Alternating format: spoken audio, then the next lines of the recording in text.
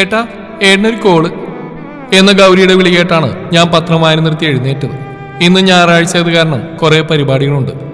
ഇന്നത്തെ ദിവസം മുഴുവൻ ഗൗരിക്കൊപ്പം ഉണ്ടാവുമെന്ന് വാക്കുകൊടുത്താണ്. ഇനി വാക്ക് പാലിക്കാൻ കഴിയാതെ വരുമോ എന്ന ശങ്കയിലാണ് ഫോൺ എടുക്കാൻ ചെന്നത്. സാധാരണ എല്ലാവരും മൊബൈൽ വിളിക്കാനാണ് പതിവ്. ലാൻഡ് ഫോൺ ആയതുകൊണ്ട് മനസ്സിൽ ഉറപ്പിച്ചു. ഒരുപാട് കാലം മുമ്പ് അറിയുന്നവരായിരിക്കും, അവർക്ക് മാത്രമേ ലാൻഡ് ഫോൺ നമ്പർ അറിയൂ.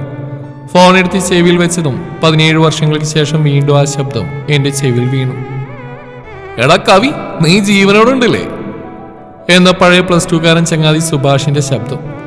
സത്യത്തിൽ കരച്ചിലാണ് വന്നത്. സുഭാഷിന് മാത്രമല്ല, ആ +2 ജീവൻ തന്നെ മറവി എന്ന ചിതൽ തിന്ന് തീർത്തിരുന്നു. അവൻ ഗൾഫിലാണ്. അടുത്ത ആഴ്ച കല്യാണമാണ്. പ്രവാസിയായതുകൊണ്ട് പെണ്ണിട്ടാൻ വൈകി. കല്യാണം വിളിക്കാൻ വേണ്ടി അന്ന് കൊടുത്ത ഫോൺ നമ്പർ തപ്പിയെടുത്ത് വിളിച്ചതാണ്. തിരിച്ചു എന്റെ വിശേഷങ്ങൾ പറഞ്ഞു. പെട്ടെന്ന് അവൻ ചോദിച്ചു, എടാ നിനക്ക് അനൂപിനെ ഓർമ്മയില്ലേ? മറന്നിട്ടില്ലെന്ന് ഞാൻ മറുപടി പറഞ്ഞു.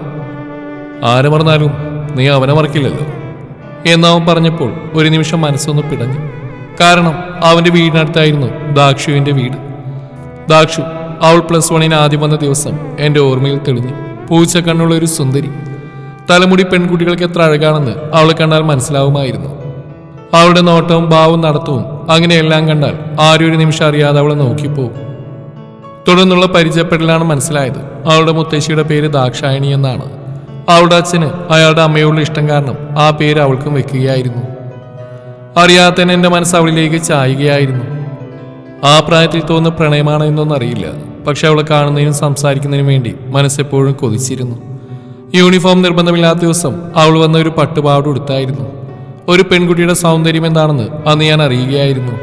വരാന്തയിൽ നിന്ന് അവളെ ഞാൻ എത്ര നേരം നോക്കി നിന്നെന്ന് എനിക്കറിയില്ല. ഞാൻ എന്നെ തന്നെ മറന്നിരുന്നു. തോളിൽ ആരോ പിടിച്ചപ്പോഴാണ് എനിക്ക് പരിസരബോധം ഉണ്ടായത്. നോക്കിയപ്പോൾ +1 പഠിക്കുന്ന ഒരു സുന്ദരൻ പയ്യൻ. അവനെ കണ്ടാൽ തന്നെ ഒരു ഓമനത്വം തോന്നുമായിരുന്നു. എന്താണ് അഭിലാഷയുടെ കുറെ നേരം ആലോചിക്കുന്നത് എന്നവൻ ചോദിച്ചപ്പോൾ അറിയാതെ ദാക്ഷു എന്ന് പറഞ്ഞുപോയി. പിന്നെ കേട്ടത് അവൻ്റെ ഒരു പൊട്ടിച്ചിരിയാണ്. എന്നിട്ട് അവൻ പറഞ്ഞു, എനിക്ക് ദിവസം ചോക്ലേറ്റ് ഐസ്ക്രീം വാങ്ങിത്തരാണെങ്കിൽ ചേട്ടൻ്റെ കാര്യം ഞാൻ ശരിയാക്കി തരാം. ഞാൻ അവനോട് ചോദിച്ചു, നിനക്ക് അവളെങ്ങനെ അറിയാം? വളരെ നന്നായിട്ട് അറിയാം. കാരണം അവളെൻ്റെ ചേച്ചിയാണ്. ചേച്ചി എന്ന് പറഞ്ഞാൽ 1 മിനിറ്റ് മാത്രം മൂത്ത ചേച്ചി. ഞങ്ങൾ ഇരട്ടകളാണ് ഏട്ടാ. ഈ കാര്യം ഇവിടെ പലർക്കും അറിയാമെന്ന് അവൻ പറഞ്ഞപ്പോൾ സത്യത്തിൽ ചൂളിപ്പോയി. ഒന്നും മിണ്ടാതെ അവനൊരു പുഞ്ചിരി സമ്മാനിച്ച് തിരിഞ്ഞടക്കുമ്പോൾ അവൻ പുറകിൽ നിന്ന് വിളിച്ചു പറഞ്ഞു, എൻ്റെ പേര് ഗോപാലകൃഷ്ണൻ എന്നാണ് കേട്ടോ. ചേട്ടൻ എൻ്റെ ഗോപു എന്ന് വിളിച്ചാൽ മതി. അവന് നേരെ കൈ ഉയർത്തിക്കാട്ടി നടന്നകന്നു. പറ്റിയ അബദ്ധം ഞാൻ സുഭാഷിനോട് പറഞ്ഞു. ഡാ കവി, നിനക്ക് അവൾ ഇഷ്ടമാണോ? ഇനി ആ ചക്കൻ വീട്ടിൽ പറഞ്ഞ പോലെ പ്രശ്നം ഉണ്ടാക്കുമോ എന്നൊക്കെയായ അവൻ്റെ ചോദ്യങ്ങൾ. കുറച്ച് കഴിഞ്ഞ് അവൻ പറഞ്ഞു, നമ്മൾ അനൂപില്ലേ പാട്ട് ഓടുന്നത്, അവൻ്റെ വീട് ദാക്ഷുവിൻ്റെ വീടിനടുത്താ. നിന്റെ കവിത പാടിയിട്ടല്ലേ അവനോട് പെമ്പിള്ളയുടെ മുമ്പിൽ ഷൈൻ ചെയ്യുന്നു. അവനോട് പറഞ്ഞ അവൻ നിന്നെ ഉറപ്പായിട്ടും സഹായിക്കും. അത് കേട്ടപ്പോൾ ചെറിയൊരു ആശ്വാസം തോന്നി. അനൂപ് എന്തോ അസുഖം കാരണം ഹോസ്പിറ്റലാണ്. 2 ദിവസം കഴിഞ്ഞ് വരുമെന്നാണ് സാറ് പറഞ്ഞത്. എന്തായാലും അവൻ വരുന്നവരെ കാത്തിരിക്കാമെന്ന് വിചാരിച്ചു. പക്ഷേ അന്ന് തൊട്ട് അഭിലാഷ് എന്ന ഞാൻ ശരിക്കും മാറുകയായിരുന്നു. പുഴയും കാറ്റിനെയും മഴയും പറ്റി എഴുതിയിരുന്ന എൻ്റെ തൂലികളിൽ നിന്നും പ്രണയാക്ഷരങ്ങൾ ഒഴുകാൻ തുടങ്ങി. എഴുതുന്ന വരികളിലൊക്കെയും ദാക്ഷവും അവളോടുള്ള എൻ്റെ ഇഷ്ടം ഒരു നിറദീപമായി നിറഞ്ഞു നിന്നു.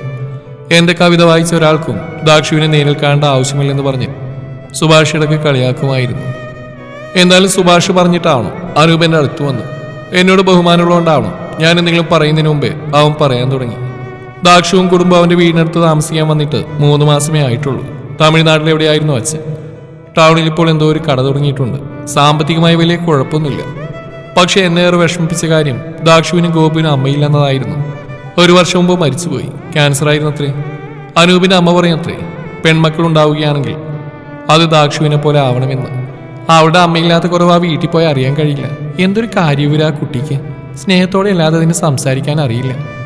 ഇങ്ങനെയേറെ ദാക്ഷുവിനെ പറ്റി കേട്ടെങ്കിലും മനസ്സിൽ തട്ടിയത് ഗോപുവിനെ കുറിച്ച് കേട്ടപ്പോഴാണ്.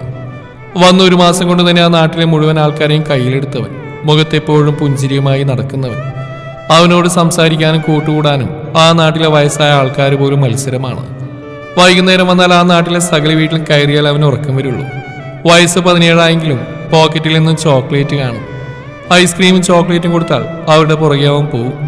ശരിക്കും പറഞ്ഞാൽ ദാക്ഷുവിനെ കണ്ടിട്ടില്ലെങ്കിലും ഞാൻ ഗോപുവിനോട് കൂട്ടുകൂടുമായിരുന്നു. അന്നു തൊട്ട് അവർ രണ്ടാളുമായി കൂടുതൽ അടുക്കാൻ ഞാൻ തീരുമാനിച്ചു. അതിലൊരു പരിധിവരെ ഞാൻ വിജയിക്കുകയും ചെയ്തു. ഒഴിവ് കിട്ടുമ്പോഴേക്കും ഞങ്ങൾ 3 പേര് ഒത്തുകൂടി. അതിനിടയിൽ ദാക്ഷുവിന് മാത്രം മനസ്സിലാവുന്ന തരത്തിൽ ഞാൻ എൻ്റെ ഇഷ്ടം കവിതയുടെ രൂപത്തിൽ പ്രകടിപ്പിച്ചുകൊണ്ടിരുന്നു. ദാക്ഷുവും ഗോപുവും തമ്മിലുള്ള ആ സ്നേഹം പലപ്പോഴും എൻ്റെ കണ്ണ് നിറയിച്ചിട്ടുണ്ട്. അവൾ അവന് ചേച്ചി മാത്രമായിരുന്നില്ല. അമ്മ, അനിയത്തി, കൂട്ടുകാരി, അമ്മൂമ്മ, ഇങ്ങനെ എല്ലാ ഭാവം ഗോപുവിനോട് സംസാരിക്കുമ്പോൾ അവിടെ മൊത്തമുണ്ടാവുമായിരുന്നു. നല്ല വെളുത്തുതുളുത്ത എന്നും ക്ലീൻ ഷേവ് ചെയ്ത സിനിമാ നടന്മാരെ പോലെ ഇരിക്കുന്ന അവന്റെ മുഖം വല്ലപ്പോഴും ദേഷ്യം കൊണ്ട് ചുവന്ന് തുടുക്കുന്നു ദാക്ഷുവിന്റെ നേർക്ക് മാത്രമായിരുന്നു. ദിവസങ്ങൾ കടന്നുപോയിക്കൊണ്ടിരുന്നു. ഗോപുവായി കൂട്ടുകൂടിയ ശേഷം കോളേജിൽ എല്ലാ ദിവസവും സന്തോഷം നിറഞ്ഞതായിരുന്നു. സങ്കടത്തോടെ ഇരിക്കുന്ന ഒരാളുടെ മനസ്സിനെ നിമിഷങ്ങൾക്കുള്ളിൽ സന്തോഷിപ്പിക്കാനുള്ള ഗോപുവിന്റെ അത്ര കഴിവ് ഇന്നുവരെയും ഞാൻ ആരിലും കണ്ടിട്ടില്ല. ഒരു ദിവസം ദാക്ഷു എന്നോട് പറഞ്ഞു, അബി, എനിക്കൊരു കവിത എഴുതി തരുമോ? അബി എന്നോട് എന്തെങ്കിലും പറയുന്ന പോലെ ആയിരിക്കണം. എനിക്ക് ചിരി വന്നു. അവളോട് പറയാൻ എനിക്ക് ഒന്നേ ഉള്ളൂ, അത് അവൾക്ക് നന്നായിട്ട് അറിയുകയും ചെയ്യാം. എന്തായാലും ഞാൻ എഴുതി, അവളോട് പറയുന്ന പോലെ. അതിൻ്റെ അവസാന വരികൾ മാത്രം ഓർമ്മയിലുണ്ട്. ഇനി വരും ഓരോ നിമിഷങ്ങളിലും നമുക്കായി മാത്രം വിരിയും ആ സ്വപ്നങ്ങളിലും ദുഃഖത്തിൻ പേമാരിയിലും കൂടെ ഒരു നിഴലായി ഞാൻ നിന്നോട് ചേർന്നിടട്ടെ. പിറ്റേ ദിവസം രാവിലെ ആ കവിത വായിച്ച് അവൾ കുറച്ചു നേരം എൻ്റെ മുഖത്തേക്ക് നോക്കി നിന്നു. എന്നിട്ട് പറഞ്ഞെല്ലാം ഒരു 17 വയസ്സുള്ള പെൺകുട്ടിയുടെ വാക്കുകളായിരുന്നില്ല. അബിക്ക് ഇത് തന്നെയാ പറയാനുണ്ടാവുമെന്ന് എനിക്കറിയായിരുന്നു. അടുത്ത ആഴ്ച പരീക്ഷ തുടങ്ങുക. ഇപ്പം എല്ലാം പറഞ്ഞ അബി നന്നായിട്ട് പഠിക്കുക. പരീക്ഷ കഴിഞ്ഞ് നമ്മൾ തമ്മിൽ കാണുമെന്ന് തന്നെ അറിയില്ല. എനിക്ക് ഈ ലോകത്തിലെ ഏറ്റവും വലുതെൻ്റെ ഗോപു. അവനും അങ്ങനെ തന്നെയാണ്. അമ്മയില്ലാത്ത വിഷമം അവനറിയാൻ ഞാൻ സമ്മതിക്കില്ല. അവൻ്റെ നല്ലൊരു ഭാവി മാത്രമാണ് ഇനിയുള്ള കാലം മുഴുവൻ എൻ്റെ ലക്ഷ്യം. അവൻ്റെ വിവാഹം കഴിഞ്ഞ് ഞാൻ എന്നെപ്പറ്റി തന്നെ ചിന്തിക്കൂ. എൻ്റെ മനസ്സ് ഗോപുവിൽ നിന്ന് മാറാനുള്ള ഒരു അസുരം ഞാൻ ഉണ്ടാക്കിയില്ല. ഏതൊരു പെൺകുട്ടി ഇഷ്ടപ്പെട്ടു പോകുന്ന എല്ലാ യോഗ്യതയും അബിക്കുണ്ട്. അതിനായിട്ട് എവിടെയോ ഒരു പെൺകുട്ടി കാത്തിരിക്കുന്നുണ്ട്. അബി ഇനിയും എഴുതണം. 4 ആൾ അറിയുന്ന ആളാവണം. അബിയെ ഇഷ്ടമല്ലെന്ന് ഞാൻ പറഞ്ഞിട്ടില്ല. ഇഷ്ടമാണെന്ന് പറയാനും എനിക്ക് കഴിയില്ല. അബി എന്നോട് ക്ഷമിക്കണം. 2 തുള്ളി കണ്ണുനീർ ഭൂമിക്ക് സമ്മാനിച്ചിട്ട് തിരിഞ്ഞടക്കാൻ തുടങ്ങിയ അവളുടെ ഇടം കൈയിൽ എൻ്റെ വലം കൈ പിടുത്തമിട്ടു. മെല്ലെ തിരിഞ്ഞ അവൾ എൻ്റെ മുഖത്തെ പുഞ്ചിരി കണ്ടൊന്ന് ഞെട്ടി.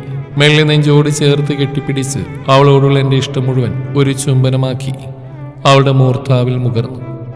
ഒന്നും പറയാതെ ഏങ്ങളടികളോട് കുറച്ചു നേരം അവൾ അങ്ങനെ നിന്നു. അവളെ മെല്ലെ അടർത്തി മാറ്റി ഞാൻ പറഞ്ഞു, ദാക്ഷു, എനിക്ക് സങ്കടാവുന്ന കരുതി നീ വിഷമിക്കരുത്. പ്രണയം എന്ന് പറയുന്ന കല്യാണം എന്ന ഒറ്റവാക്കിൽ അവസാനിക്കുന്നതല്ല. ഞാൻ ആഗ്രഹിച്ച ദാക്ഷുവിൻ്റെ ഈ നല്ല മനസ്സിലെ സ്നേഹമായിരുന്നു. അത് നീ ഇപ്പം എനിക്ക് തരികയും ചെയ്തു. എനിക്കിതിന് മനസ്സിലാവും. പോയിക്കോളൂ. ഒരു കാര്യം മറക്കണ്ട, എനിക്കിപ്പോൾ ഗോപുവിനെ ഭയങ്കര ഇഷ്ടമാണ്. പോകാൻ നേരത്ത് അവളൊരു കാര്യം കൂടി പറഞ്ഞു. അബി, ഇന്നെൻ്റെ പിറന്നാളാണ്. ഇപ്പം അബി തന്ന ഈ ഉമ്മയാണ് എൻ്റെ ജീവിതത്തിൽ എനിക്ക് ഏറ്റവും സന്തോഷം നൽകിയ സമ്മാനം. ഇതിനേക്കാൾ നല്ലൊരു സമ്മാനം ഇനി എനിക്ക് കിട്ടാനും പോകുന്നില്ല. നടന്നകൽന്ന് അവിടെ മുടിയഴക്ക് നോക്കി അവൾ മറയുന്നവരെ ഞാൻ നോക്കി നിന്നു. നമുക്ക് ഗോപുവിനെ കാണാൻ പോകണ്ടേ എന്ന സുഭാഷിന്റെ ചോദ്യമാണ് എന്നെ ഓർമ്മയിൽ നിന്ന് ഉണർത്തിയത്. വേണമെന്ന് ഞാൻ മറുപടി പറഞ്ഞു. നീ ഭാര്യയും കൂടി ബുധനാഴ്ച വീട്ടിൽ വരും. അനൂപിനോട് ഞാൻ ഇവിടെ വരാൻ പറയാം, എന്നിട്ട് നമുക്ക് എല്ലാവരും കൂടി പോവാം എന്നവൻ പറഞ്ഞപ്പോൾ സമ്മതിക്കാതിരിക്കാൻ കഴിഞ്ഞില്ല. മനസ്സിലൊന്ന് വെറുതെ സങ്കല്പിച്ച് നോക്കി. ദാക്ഷുവിൻ്റെയും ഗോപുവിൻ്റെയും കല്യാണം കഴിഞ്ഞിട്ടുണ്ടാവും, കുട്ടികളും ആയിട്ടുണ്ടാവും. ഇനി ഞാൻ മറന്ന പോലെ അവളും മറന്നിട്ടുണ്ടാവും എന്നെ.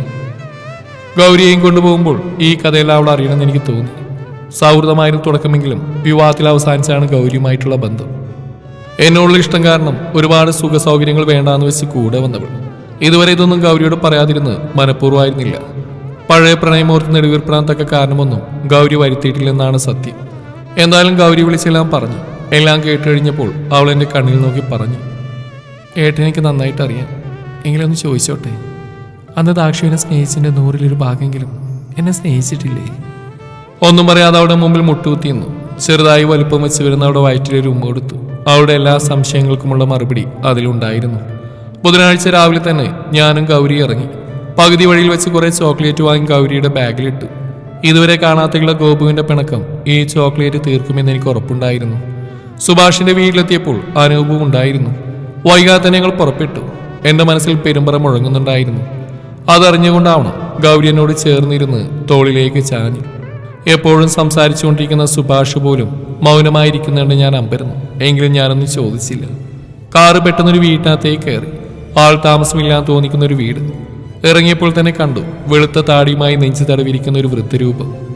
കണ്ടതും അടുത്തേക്ക് വന്നു. അഭിലാഷാണല്ലേ, വരുമെന്ന് അനൂപ് പറഞ്ഞായിരുന്നു എന്ന് പറഞ്ഞ് അകത്തേക്ക് ക്ഷണിച്ചു. കസേരയിലിരിക്കാൻ തുടങ്ങുമ്പോഴാണ് ഭിത്തിയിൽ തൂക്കിയൊരു ബ്ലാക്ക് ആൻഡ് വൈറ്റ് ഫോട്ടോയിൽ ദൃഷ്ടി പതിഞ്ഞത്. മാല ചാർത്തി ആ ഫോട്ടോയിലൊന്നേ നോക്കിയുള്ളൂ. കണ്ണിലൊരു വെള്ളിടി വെട്ടി. അത് ദാക്ഷുവായിരുന്നു. അവിടെ ഇരുന്ന രാമായണത്തിന്റെ ഉള്ളിൽ നിന്ന് ആ വൃദ്ധൻ ഒരു പഴക്കം ചെന്ന കടലാസ് എടുത്ത് എന്റെ നേർക്ക് നീട്ടി. പരിസരം മറന്നവനെ പോലെ വിറയാർന്ന കൈകൊണ്ട് അത് വാങ്ങി നിവർത്തി. അതെന്റെ കവിതയായിരുന്നു. ദാക്ഷുവിന് ഞാൻ നൽകിയ പിറന്നാൾ സമ്മാനം. വിതുമ്പുന്ന ആ മനുഷ്യന്റെ ചുണ്ടുകൾക്കിടയിൽ നിന്ന് വീഴുന്ന ഓരോ വാക്കുകളും കൂടം പോലെ എൻ്റെ നെഞ്ചിൽ ആഞ്ഞു പതിച്ചുകൊണ്ടിരുന്നു. മോനൊരിക്കൽ അവളെ തേടി വരുന്ന അവൾക്ക് ഉറപ്പുണ്ടായിരുന്നു.